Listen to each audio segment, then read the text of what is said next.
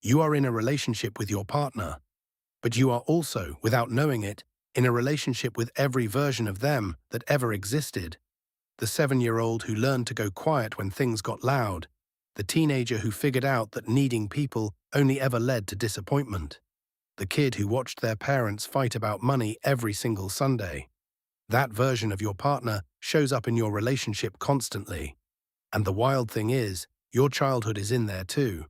This video is about something most couples never talk about directly, which is that a huge portion of what feels like incompatibility in a relationship is actually two childhoods colliding.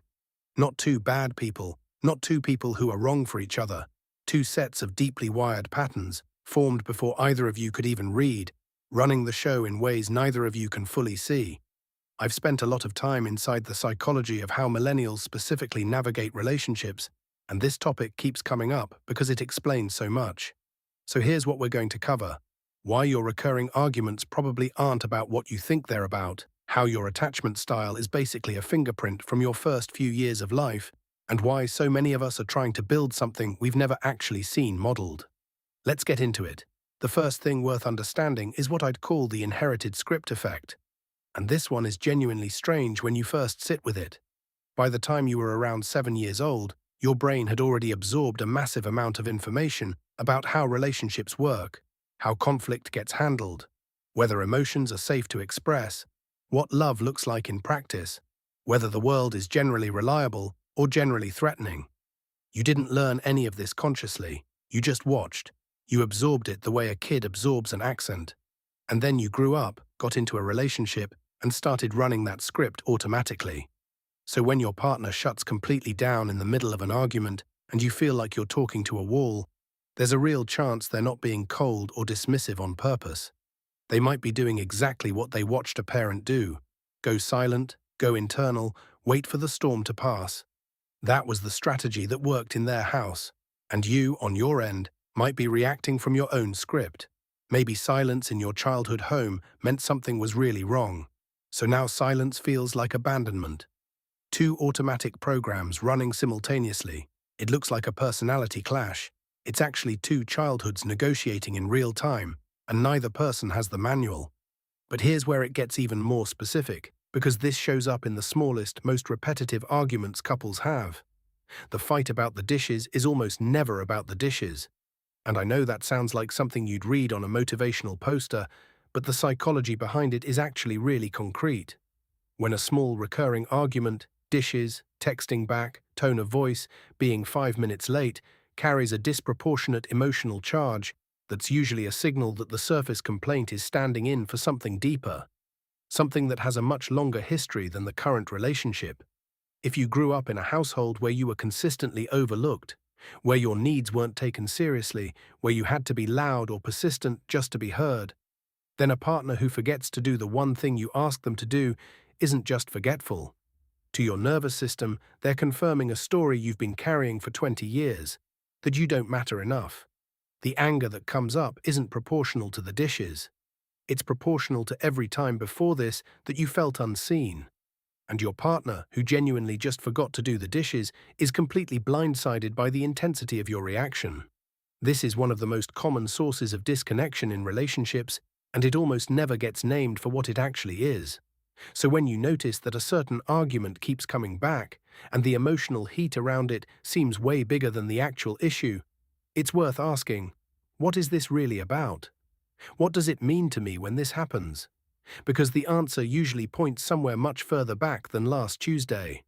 Now, one of the most well-documented ways your childhood shows up in your relationship is through your attachment style, and this is worth understanding because it reframes a lot of behavior that couples tend to pathologize in each other. Attachment styles form in the first couple of years of life based on how responsive your caregivers were to your needs. If your needs were met consistently, you likely developed a secure attachment, a baseline sense that relationships are safe, that people will generally show up for you, that it's okay to need someone. But if your caregivers were inconsistent, sometimes warm and sometimes distant, your nervous system learned to stay on high alert, to monitor the relationship constantly for signs of withdrawal, to seek reassurance frequently, to feel anxious when things go quiet. That's anxious attachment. And if your caregivers were emotionally unavailable, dismissive of your needs, or simply not present in the ways that mattered, your nervous system learned to self-contain, to not need too much, to pull back before you could be disappointed, to equate closeness with vulnerability in a way that feels genuinely threatening. That's avoidant attachment. And here's the part that matters for your relationship. These patterns don't stay in childhood. They show up almost identically in adult romantic bonds.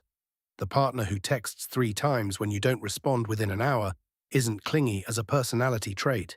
They're anxiously attached, and their nervous system is running a threat detection program that was installed before they started kindergarten. The partner who needs space after every deep conversation isn't cold or emotionally unavailable as a character flaw. They're avoidantly attached, and closeness genuinely activates a kind of internal alarm that they don't fully control. These aren't moral failures. They're predictable, well-documented patterns with a clear origin, and understanding that changes how you respond to them. That said, attachment is only part of the picture. Because a lot of us aren't just bringing our attachment styles into relationships, we're also, without realizing it, trying to get our relationships to finish something our childhood started. This is sometimes called reparenting, and it happens completely below the surface. We're drawn to partners who seem like they can give us what we didn't get. Emotional availability from someone who was emotionally absent, stability from someone who grew up in chaos, consistent praise from someone who never felt good enough. And for a while, it can feel like the relationship is actually healing something. But here's the problem. No adult partner can fully reparent another adult. They're going to fall short eventually, not because they don't love you, but because that's not a job one person can do for another. And when they fall short in that specific way, the hurt that comes up is massive, way bigger than the situation warrants, because it's not just about them. It's about the original wound, the thing that was never resolved. Your partner didn't create that wound, but they just reopened it. Recognizing this dynamic is genuinely important because it stops you from putting an impossible job description on your partner, and it stops you from interpreting their very human limitations as proof of something catastrophic. Now, one more thing that almost never gets talked about directly in relationships, and it might be the most quietly destabilizing of all of them: the mismatched normal. Every single one of us grew up in a household that felt like the baseline. The volume of conflict in your house, the level of physical affection, how money was talked about or avoided, how much autonomy you were given, all of that felt like just the way things are. Not a specific family culture, just reality. And then you get into a relationship with someone who grew up in a completely different household, and suddenly what felt like normal to you feels extreme or cold or chaotic or suffocating to them. And neither of you can fully see it because you're both standing inside your own normal like it's the only one that exists. This shows up in money conversations constantly.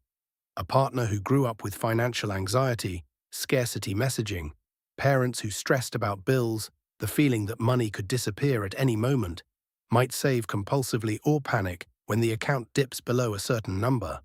A partner who grew up with financial ease might seem genuinely careless by comparison, not because they're irresponsible, but because money never felt dangerous to them. These two people aren't just disagreeing about a budget. They're operating from completely different emotional frameworks about what money means and what it threatens. And that gap was formed before either of them was 10 years old. So where does all of this leave you? Because I don't want to just hand you a list of reasons why everything is your childhood's fault and send you on your way. That's not actually useful. Here's what I think matters most. A lot of millennials are doing something genuinely unprecedented. We are the first generation in our family lines, in many cases, to actually try to do this consciously, to use therapy language, to talk about attachment, to name patterns instead of just repeating them. And there's no living model for most of us. Our parents didn't do it this way. Their parents definitely didn't. So when it feels hard, when it feels like you're constantly bumping into invisible walls and you can't figure out why, part of what's happening is that you're trying to build something you've never seen built. You're writing a new script with no reference point. That's not dysfunction. That is genuinely difficult, unprecedented work. The goal isn't to fix your partner's childhood or have them fix yours. The goal is to start seeing the script, to notice when you're reacting to the present moment and when you're actually reacting to something much older. Because the moment you can see the pattern, you have a choice. and that choice is something neither of your childhoods ever gave you. If this hits something for you, share it with your partner. Watch it together, because sometimes the most useful thing isn't having the conversation, it's having the language to start it.